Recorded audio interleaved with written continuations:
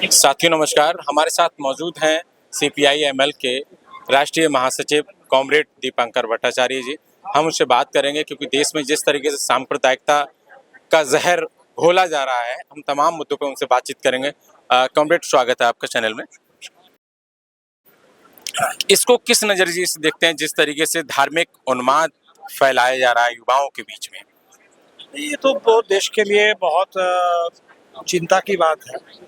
अभी तो हमने सुना कि अपने पहलगाम के बाद, ऑपरेशन सिंदूर के बाद जो प्रेस कॉन्फ्रेंस हुई, उसमें जो विदेश सचिव ने कहा कि पहलगाम में जो आतंकवादी हमले हुए, उसमें उस एक मकसद उनका ये भी था कि इस हमले के बाद देश में सांप्रदायिक तनाव बढ़ जाए, हिंदू मुस्लिम के बीच में आपस में तनाव बढ़ जाए और देश में एक दंगे का माहौल बन जाए।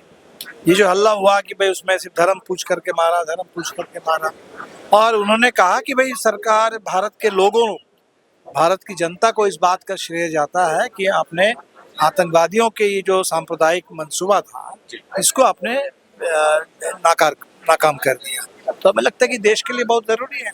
तो सांप्रदायिकता इस देश में, ये जो नफरत, ये जो बंटवारा, ये देश को कमज़ोर करने की बहुत बड़ी साजिश है और इसलिए हम लोगों को बिल्कुल इसके खिलाफ, लोगों के बीच में आपसी भाईचारा, इसके पक्ष में खड़ा रहना चाहिए।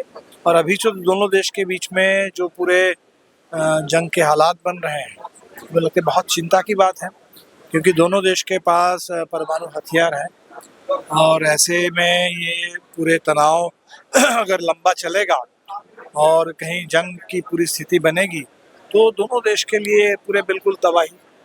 कॉमरेड, एक सवाल ये है कि जिस तरीके से पहलगाम में जिस तरीके से हमला हुआ और एक नैरेटिव गढ़ा गया कि जाति नहीं पूछी, भाषा नहीं पूछी, आपका रंग नहीं पूछा, आपका धर्म पूछा, तो एक जो नैरेटिव इसको जो जनता के बीच में ये फैलाने का प्रयास किया गया, इसको आप कैसे खारिज करते हैं? इसमें देखिए, पहली बात तो कहीं भी इस देश में धर्म के आधार पर कोई भेदभाव हो या आतंक या हिंसा हो, तो उसका तो सब लोग विरोध करते हैं। तो जैसे आप देखेंगे कि जो 84 में जो सिखों के खिलाफ हमले हुए, वो भी तो देख के ही मारा गया। जो इस देश में मॉब लिंचिंग होती है, मुसलमानों पर कितने हमले होते हैं, वो जो कोई एक आरपीएफ के जवान थे जो चलती ट्रेन में जिन्होंने मारा, तो देख के मारते हैं। इसलिए तो पहली बात ऐसा नहीं है कि कोई धर्म देख करके मारा गया। जब भी इस तरीके के आतंक के, हाँ ये बात जरूर थी कि पहली बार आम पर्यटकों को कश्मीर में निशाना बनाना। दो बात, पहली बात हुई, एक आम पर्यटकों को निशाना बनाना, दूसरा पहली बार हमने देखा कि कश्मीर में इतने बड़े पैमाने पर स्वतःस्फूर्त ढंग से लोग सड़क पर आ गए आतंक के खिलाफ। ये अच्छी बात है। बाकी इसमें जो धर्म को लोग घसीट रहे हैं, और वो तो सरकार ने खुद ही किया। जो कल तक कह रहे थे कि भाई धर्म पूछा और जाति पूछने की जरूरत नहीं है, अब तो सरकार ने खुद तय कर लिया कि हम जब अगली जनगणना में हम जाति पूछेंगे। तो इसीलिए हमें लगता है कि ये सब लोगों को गुमराह करने के लिए, उन्माद पैदा करने के लिए ये सब कोशिश बातें होती है। हम लोगों को बिल्कुल लोगों को शांत रह करके पूरे भाईचारे के साथ संविधान का पक्ष। एक ये है कि जिस तरीके से वहाँ पर एक बहुत बड़ा सवाल ये खड़ा हुआ और जिन लोगों ने सवाल खड़ा किए सुरक्षा को लेकर के, उनको जो है उन पे देशद्रोह का मुकदमा लगा दिया गया। जैसे नया सिंह राठौर हैं, प्रोफेसर माधुरी काकोटी हैं, तमाम ऐसे नाम हैं और न्यूज़ चैनल्स भी बंद किए गए 4 PM से लेकर तमाम ऐसे। तो इसको क्या है कि मतलब कोई सवाल भी नहीं करे क्या सत्ता से? बिल्कुल, यही तो जो सरकार की कोशिश है कि इस देश में सवाल तो उठ खड़े हुए हैं, और सवाल कौन कर रहे हैं? वो पीड़ित परिवार के लोग, सिर्फ आम लोग नहीं कर रहे हैं। वो जिन परिवारों ने अपने लोगों को खो दिया है, वो पूछ रहे हैं कि भाई वहाँ किसी तरह की सुरक्षा का इंतजाम क्यों नहीं था। वो पूछ रहे हैं कि भाई घटना के बाद 1.5 घंटे तक कोई प्रशासन नहीं पहुंचा। तो लोग पूछ रहे हैं, तो आप लोगों की जो पीड़ा है, पीड़ित परिवार से भी सवाल उठ रहा है, वो सवाल को भी आप नहीं सुनेंगे और वो सवाल करने वालों को आप देशद्रोही कह देंगे। ये तो इस देश में अहंकार है, सत्ता का ये अहंकार बहुत खराब है। हर सवाल जो वाजिब है, वो सवाल जो लोगों के मन में है, पूरे देश के हर कोने से वो सवाल उठेंगे और ये तो सवाल जवाब ही तो होता है। लोग सवाल पूछेंगे, उनको जवाब पाने का अधिकार है। तो लोगों के सवालों को सुनना, उसका जवाब देना अगर ये कोई भी सरकार इसको नहीं करना चाहती या सवाल पूछने वालों को अगर दंडित कर दे, तब उस देश में लोकतंत्र का हम जो कहते हैं कि मदर ऑफ डेमोक्रेसी है, तो डेमोक्रेसी का बचेगा क्या? तो देश पूरे तानाशाही में तब्दील हो जाएगा। अभी 3 दिन से लगातार युद्ध की जो खबरें आ रही हैं, मेन स्ट्रीम मीडिया के द्वारा तमाम ऐसी गलत खबरें चलाई गई जो कि केंद्र सरकार की ओर से एडवाइजरी जारी करनी पड़ी और मीडिया फिर भी शांत नहीं होता है। तमाम ऐसे बड़े मेन स्ट्रीम एडवाइजरी जारी करने से नहीं होगा, उस मीडिया पर कार्रवाई करनी होगी, लेकिन कार्रवाई तो नहीं हुई। तो इसीलिए लोग इसको तो ठीक जैसे स्ट्रेटेजिक डिस्क्लेमर होता है कि भाई धूम्रपान जो है वो सेहत के लिए हानिकारक है, इसी तरह से लोग समझ रहे हैं। लेकिन आज अगर जो लोग नफरत फैला रहे हैं, झूठ फैला रहे हैं, ऐसे समय में जब उसका कोई विस्फोटक परिणाम निकल सकता है उस झूठ का, उस नफरत का, तो ये तो बिल्कुल देश को कमजोर कर रहे हैं। तो ऐसे में हमें लगता है कि ये झूठ बोलने वालों पर कार्रवाई होनी चाहिए, क्योंकि सरकार का प्रेस कॉन्फ्रेंस है, उसमें जितनी सूचना है उससे इतर कौन लोग हैं, कहाँ से इतनी बातें कर रहे हैं, फेक न्यूज फैला रहे हैं, पुराना वीडियो। और दूसरी बात है कि अभी कुछ लोग जो युद्ध को मनोरंजन समझते हैं, तो युद्ध में क्या होता है, तो लोग जो बॉर्डर में रहने वाले लोग हैं उनको पता है, जो सेना के लोग जो मर रहे हैं उनको पता है, उन परिवारों को पता है। तो ये जो लोग पीछे से दूर से टीवी में देख करके बड़ा मनोरंजन का सामान बना दे रहा है युद्ध को, जो जिसमें सबसे ज्यादा लोग पीड़ित है, लोगों की तकलीफ है, तो हमें लगता है कि ये तो बहुत मानवता का भी अपमान है और ये बहुत बंद होना चाहिए। ये कोई आईपीएल नहीं है, ये कोई मनोरंजन नहीं है कि हम पूरा युद्ध खेलेंगे।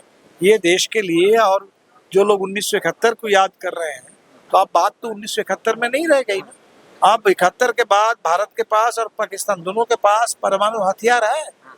भारत और पाकिस्तान में मान लीजिए बहुत फर्क हो सकता है, लेकिन एक मामले में बराबरी है कि दोनों के पास परमाणु हथियार है। और दोनों परमाणु हथियार से लैस देश अगर इस तरीके से खतरों से खेले और तनाव को बढ़ने दे, तो इससे ज्यादा चिंता की बात क्या होगी। सर, ये एक बात यह है कि पहले भी स्ट्राइक होती रही हैं, युद्ध होते रहे हैं, हमले होते रहे हैं दूसरे देशों पर, लेकिन पहले कभी ऐसे पोस्टर नहीं लगते थे। आज तो ऑपरेशन सिंदूर को धन्यवाद मोदी जी के पोस्टर पूरे लखनऊ में लगे हुए हैं। हाँ, वो भी है। हमने देखा कि यहाँ तक कि ट्रेडमार्क बनाने की कोशिश थी। अंबानी जी चले गए थे कि रजिस्टर कर दो ये ट्रेडमार्क हमारे नाम से, पूरे देश में विरोध हुआ, तो लगता है कि कुछ लाज शर्म अभी भी बची हुई है कि उन्होंने वापस ले लिया। तो लोग अभी तक न्याय नहीं मिला। ऑपरेशन सिंदूर अगर लोग ये कहते हैं कि भाई हम उन महिलाओं को न्याय दिलाना चाहते हैं जिन महिलाओं ने अपने पतियों को खो दिया, जिन परिवारों ने खो दिया, तो अभी तक वो न्याय मिला कहाँ? अभी तक जिन लोगों ने आतंक मचाया वहाँ वो पकड़े तो नहीं गए, तो अभी इंसाफ तो मिला नहीं। इसीलिए हमें लगता है कि इंसाफ की कोशिश होनी चाहिए, और इंसाफ की कोशिश में मैं तो हिमांशी नरवल को सलाम करता हूँ, जिन्होंने बहुत साफ साफ कहा कि हमें इंसाफ चाहिए, लेकिन शांति भी चाहिए, अमन और इंसाफ दोनों।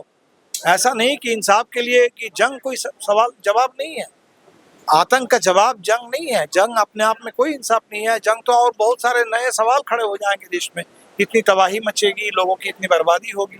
इसलिए हम बर्बादी तबाही नहीं चाहते, हम अमन चाहते हैं, इंसाफ चाहते हैं, जवाब चाहते हैं। अंतिम सवाल मेरा यही है कि इस देश के लोगों को आप क्या मतलब सलाह देना चाहेंगे, क्या सलाह संदेश क्या देना देंगे? तो हम तो देखिए आज तो लखनऊ में बैठे हैं, जहाँ 1857 में आज़ादी की इतनी बड़ी लड़ाई लड़ी गई थी, और उस समय इस देश ने जो भाईचारे का और आज़ादी के लिए संघर्ष का जो जज्बा दिखाया था, तो आज भी उसकी ज़रूरत है। देश की आज़ादी के आंदोलन से निकले हुए संविधान, इस देश में आपस में भाईचारा, इसको गंगा जमुनी तहजीब, इसके पक्ष में खड़ा होना चाहिए। और जो लोग पूरे देश को जंग में धकेल देना चाहते हैं, हम लोगों को ये जंगखोरी के खिलाफ, इस उन्माद के खिलाफ अमन के लिए खड़ा होना होगा। अमन के साथ ही हमें हल मिलेगा, रोजी रोटी के सवालों का भी हल मिलेगा, अमन के साथ ही हमें आतंक का भी जवाब मिलेगा। लेकिन अमन को छोड़ करके पूरे देश को जंग में धकेल देंगे, उसमें तो बर्बादी ही बर्बादी है। बहुत शुक्रिया आपका। देखिए, हमारे साथ मौजूद थे CPI-ML के राष्ट्रीय प्रमुख महासचिव दीपंकर भट्टाचार्य जी, और आपने इनको सुना और तमाम हमने मुद्दों पे बातचीत की। हमारी बातचीत कैसी लगी कमेंट बॉक्स के माध्यम से ज़रूर बताएं। बहुत शुक्रिया।